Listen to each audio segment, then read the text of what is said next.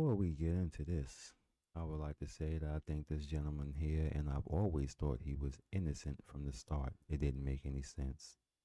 It really didn't make any sense. None of it was making any sense. These record labels, these people in these labels. Raise your hands if you're a Zionist! Raise your hands if you're a Zionist!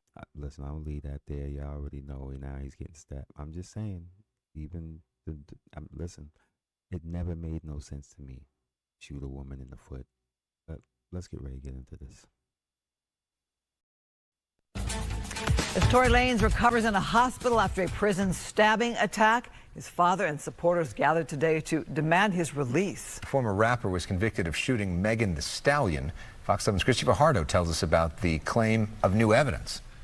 Bringing it to light now was made necessary by the events of this week. Just days after rapper Tory Lanez, also known as Daystar Peterson, was attacked in prison, his attorneys are calling on Governor Newsom to pardon or commute his sentence, insisting they have new evidence Lanez didn't shoot superstar Megan Thee Stallion, but it was instead her former best friend, Kelsey Harris. And they say Harris's one-time bodyguard, Bradley James, was spurred by conscience to come forward. Mr. James informed Unite the People that he was witness to the conversation Miss Harris had where she stated she had the gun, she fired it 3 times.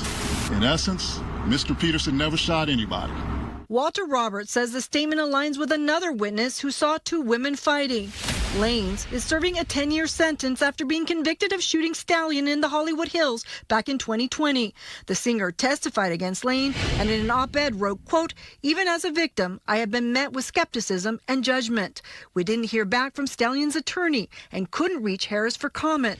Lanez's lawyers say they've had the new evidence for months and were waiting on the appeals court to rule, but went public after he was stabbed in prison. He was stabbed 14 times.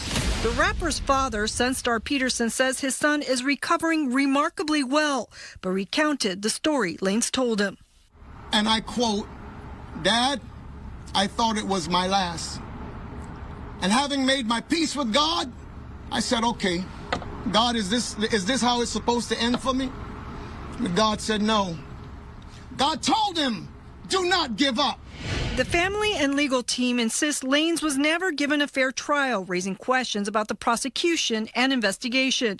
But now say Lanez can't wait for the appellate process to play out. In downtown LA, Christy Fajardo, Fox 11 News. I am not going to lie. I am going to say something, I guess, taboo or speak upon a touchy subject. But Black America, when are y'all getting tired of this narrative? Because look, listen with me here. Listen, roll with me on this one. But is it me, or we take our black celebrities and they wait till they get rich and famous? They wait till they get money, status, and influence. All the things that most people crave, right? They wait till they get to that point in their life, and then they want to do something extreme, like shoot a woman in the foot. Like, they have a track record of doing. I'm not being funny or anything, and I'll get back to my point on that later. But is it not me? They wait till they get rich and famous, and then they decide, like, I don't want to try to talk to women. I don't want to try to buy them, which would be cheaper in the long run. No. I want to take what I want from women. Isn't it, like, strange to me that they wait until they get rich and famous? And not all black celebrities, but just a lot of them. They wait till they get rich, famous, got money, and then it's easier for them to get women because they don't really even have to talk.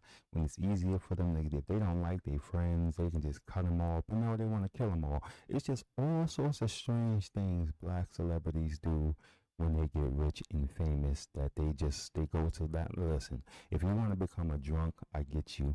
You want to become a manic depression. I'm not trying to say these things is right, but these are not extremes. This is damaging yourself. But when they become extreme, how come they just fly to extremes of things they wouldn't do? Well, now that I got money and I'm famous and I'm powerful, I feel invincible, so I'm gonna go out here and just do anything I want to anyone. Really?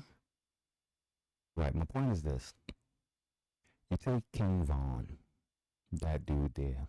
he was a problem from before he got rich and famous. Everyone said that, okay? His record for being who he was there before he became a famous rapper. So he was already about that, and he kept that process going until his own destruction. So he didn't just fly to an extreme. He was already that.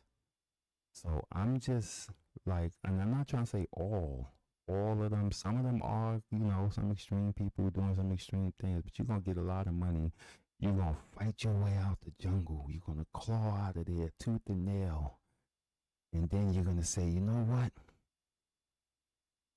I feel so powerful that I'm just going to take it from women, and I'm just going to shoot them in the foot, and I'm going to just start killing people and do all sorts, and I'm going to start. Maybe I'm bugging. These are just some of the things I'm wondering. Hey, I'm part of me. I'm nobody. So this is just nobody's opinion, all right? You have a great day.